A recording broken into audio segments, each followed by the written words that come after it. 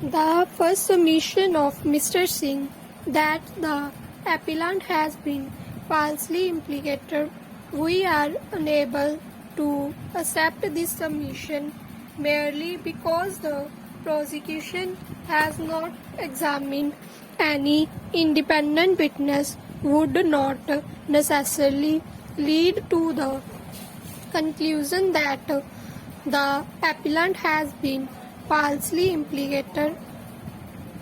It was clearly a case where the police personnel had noticed the odd behavior of the appellant when he was walking towards them on a path which led to the village.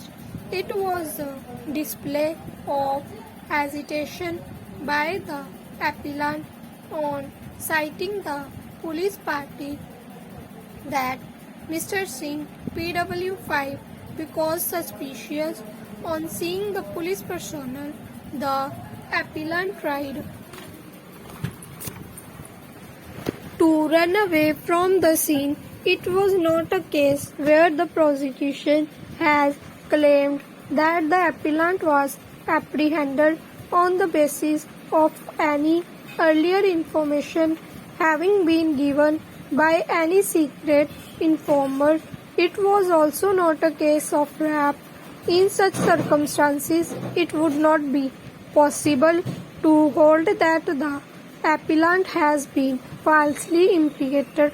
The prosecution has offered a plausible explanation with regard to non-joining of the independent witnesses. It was clearly stated by PW5 that the path on which the appellant was apprehended was not frequently used by the public.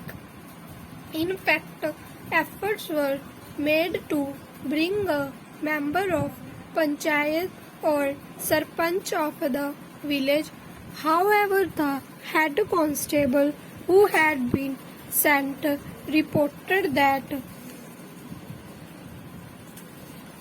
none of the villagers were prepared to join as independent witnesses. This reluctance on the part of the villagers is neither strange nor unbelievable. Generally, people belonging to the same village would not necessarily want to create bad relation with any other villagers.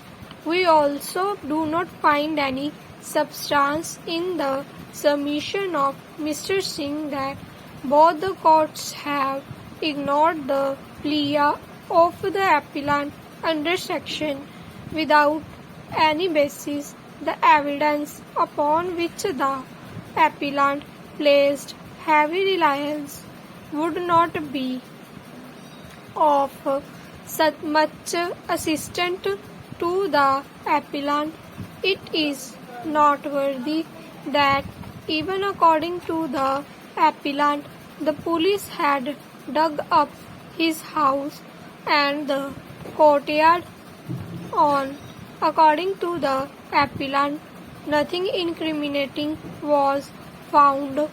This was sought to be supported by the evidence given. Both the courts below, in our opinion, have correctly concluded that such evidence cannot be believed as the witnesses seems to have appeared for the first time as witnesses prior to the appearance in the court did not make any complaint in writing either to the police authorities or to the civil administration.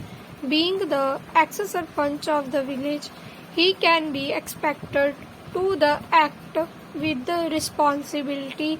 There is no material to show that he made any efforts to complain about the high-handed behavior of the police. In our opinion, both the courts below have rightly discarded the evidence. The next submission made by Mr. Singh is that there was been non-compliance of section of the NDPC Act.